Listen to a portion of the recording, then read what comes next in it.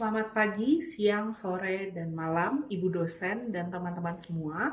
Perkenalkan kami dari kelompok 10 yang beranggotakan 4 orang, yaitu saya sendiri, Wungi Olivia dengan NIM 682023-063. Perkenalkan, nama saya Rahel Diva Delova dengan NIM 682023-014. Perkenalkan, nama saya Novesa Merilia Weroy dengan NIM 682023-122. Perkenalkan, nama saya Mujahidah Falasimo dengan NIM 21-2025-172. Pada kesempatan kali ini, kami akan mempresentasikan bisnis model kanvas dari ide bisnis kami yang bernama Kelovita. Kelovita merupakan bisnis cemilan sehat berbahan dasar daun kelor yang kami kembangkan untuk mendukung gaya hidup sehat sekaligus memberdayakan petani lokal. Melalui produk ini, kami ingin menghadirkan camilan yang bergizi, praktis, dan tetap kekinian agar bisa dinikmati oleh berbagai kalangan. Rincian dari konsep bisnis Kelovita akan kami jelaskan melalui 9 blok bisnis model kanvas secara berurutan. Kami akan memulai dari customer segment, selalu dilanjutkan ke value proposition, channels, customer relationship, revenue streams, kemudian kami akan menjelaskan bagian key resources, key activities, key partnership, dan diakhiri dengan cost structure. Tanpa menunggu waktu lama, mari kita mulai saja dari yang pertama, customer segments, yang akan dijelaskan oleh teman saya. Yang pertama, saya akan menjelaskan customer segment. Customer segmen Kelovita sendiri ada beberapa. Yang pertama itu ada mahasiswa dari umur 18-25 tahun yang membutuhkan camilan sehat, praktis, dan terjangkau. Yang kedua ada pekerja muda dari umur 26-35 tahun yang mencari cemilan bergizi di sela kesibukan kerjanya. Yang ketiga itu ada ibu rumah tangga dari umur 30-45 tahun yang peduli terhadap gizi dan kesehatan keluarga. Selanjutnya ada komunitas gaya hidup sehat dan vegetarian yang mendukung konsumsi bahan alami. Dan yang terakhir, ada masyarakat yang sadar akan lingkungan yang memilih produk lokal yang berkelanjutan. Jadi selanjutnya ada value propositions. Jadi nilai utama yang kami tawarkan itu yang pertama, Kelovita menyediakan camilan sehat berbahan dasar kelor yang bergizi tinggi, praktis, dan juga terjangkau. Yang kedua, Kelovita mengembangkan produk yang fleksibel agar dapat dikembangkan lebih lanjut sesuai dengan kebutuhan pasar. Lalu yang ketiga, Kelovita mendukung petani lokal untuk meningkatkan kesejahteraan dan keberlanjutan lingkungan. Jadi, Kelovita itu juga berkontribusi pada pemberdayaan petani lokal dan pelestarian lingkungan.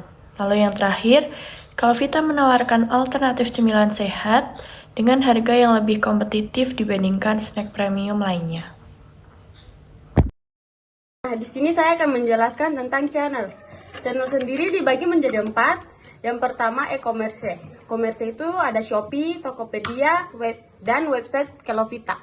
Yang kedua media sosial seperti Instagram, TikTok, dan juga Facebook. Dan yang ketiga ada event dan bazar makanan sehat sebagai sarana promosi offline. Dan yang terakhir ada kerjasama dengan toko oleh-oleh dan komunitas kampus. Selanjutnya saya akan jelaskan tentang customer relationship. Customer relationship dibagi menjadi 5. Yang pertama, edukasi pelanggan melalui media sosial dan kampanye digital. Yang kedua, program loyalitas untuk pelanggan tetap. Yang ketiga, layanan pelanggan responsif melalui chat atau media sosial. Dan yang keempat, after sales service. Nah, yang kelima, komunitas pelanggan yang aktif dalam gaya hidup sehat dan konsumsi produk lokal. Nah, konsumsi produk lokal itu sama seperti kita mengonsumsi makanan atau jajanan yang dibuat sama produk lokal kita sendiri. Nah, dengan cara kita membeli produk lokal itu, kita sudah membantu pendapatan penjualnya.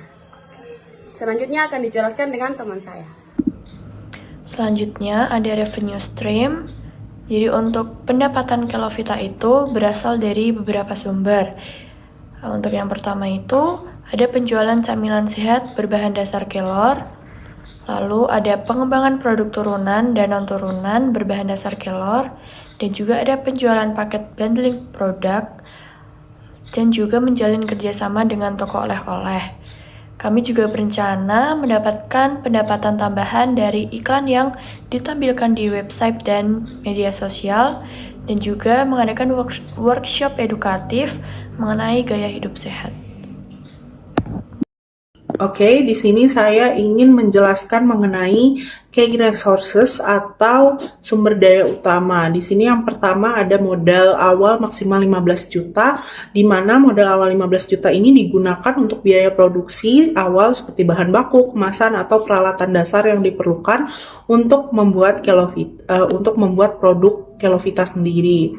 Dan yang kedua ada merek dan identitas brand Kelovita yang menjadi nilai penting karena itu sebagai dasar utama untuk membangun kepercayaan dan daya tarik konsumen untuk tertarik apa sih Kelovita itu, atau bagaimana sih rasanya daun kelor dijadikan cemilan yang sehat.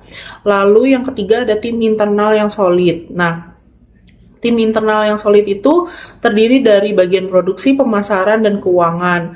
Jadi ini sangat berperan besar sekali dalam menjaga kualitas dan kelancaran operasional. Karena tanpa tim yang solid maka Kelovita sendiri tidak bisa berjalan dengan baik. Selanjutnya ada infrastruktur produksi berupa oven, mixer, ataupun alat pengemasan, dan bahkan barang-barang dapur yang menjadi sarana utama untuk menghasilkan produk secara konsisten dan juga higienis.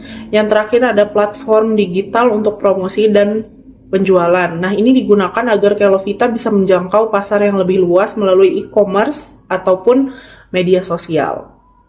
Selanjutnya saya akan menjelaskan mengenai key activities. Nah, di sini key activities atau kegiatan utama itu berisi aktivitas penting yang dilakukan agar bisnis tetap berjalan dan berkembang. Di sini yang pertama ada riset dan pengembangan produk atau R&D berbasis daun kelor. Nah, ini dilakukan agar Kelovita sendiri bisa berinovasi dan menyesuaikan tren pasar tentang daun kelor sendiri. Bagaimana sih agar daun kelor itu tetap bisa sustain di era gempuran banyak sekali cemilan sehat yang berproduksi di pasar. Lalu yang kedua ada analisis tren pasar dan preferensi konsumen. Nah, ini dilakukan untuk memahami kebutuhan pelanggan dan memastikan produk tetap diminati. Itu sangat utama dalam Kelovita sendiri karena memahami kebutuhan pelanggan dan memastikan produk tetap diminati itu merupakan pondasi awal agar bisnis ini tetap berjalan dengan baik. Lalu selanjutnya ada produksi, pengemasan, dan kontrol kualitas produk. Di sini supaya Kelovita atau produk yang kami hasilkan dari Kelovita sendiri hasilnya aman, higienis, dan juga menarik di pasaran. Selanjutnya ada distribusi dan promosi digital yang dilakukan melewati e-commerce dan media sosial untuk memperluas jangkauan pasar. Dan yang terakhir kampanye edukasi tentang pola makan sehat. Ini sebagai bentuk tanggung jawab sosial sekaligus memperkuat citra merek yang peduli akan kesehatan, karena mengingat Kelovita sendiri ingin menekankan bahwa produk yang kami buat itu merupakan produk camilan sehat yang bervitamin dan banyak manfaat bagi tubuh. Oke, yang selanjutnya ada key partnership. Key partnership Kelovita sendiri ada 7. Di sini saya akan menyebutkan dan menjelaskan satu persatu. Key partnership Kelovita yang pertama itu ada petani lokal daun kelor. Di sini petani lokal daun kelor adalah pemasok utama bahan baku daun kelor agar kami sendiri bisa memastikan kalau misalnya pasokan daun kelornya ini tetap segar, organik, dan berkelanjutan. Yang kedua ada supplier bahan baku dan kemasan. Di sini supplier bahan baku dan kemasan adalah yang menyediakan bahan tambahan, bahan-bahan pendukung dari pembuatan Kelovita sendiri, serta kemasan produk yang menarik dan aman untuk dikonsumsi dan bahkan aman untuk makanan. Lalu yang ketiga ada Popjasak dan Kementerian Hukum dan HAM. Di sini itu adalah mitra dalam legalitas usaha. Di sini Popjasa akan membantu mengurus izin usaha, merek dan dokumen legal, dan sedangkan Kementerian Hukum dan HAM akan berperan dalam pendaftaran hak merek dan pelindungan hukum. Lalu yang keempat itu ada e-commerce, platform e-commerce, ada Shopee dan Tokopedia. Di sini Kelovita sendiri akan dipasarkan secara online agar dapat menjangkau pasar yang lebih luas. Yang kelima ada toko oleh-oleh lokal. Itu adalah mitra penjualan offline dari Kelovita yang akan membantu memperkenalkan produk Kelovita kepada wisatawan dan masyarakat lokal.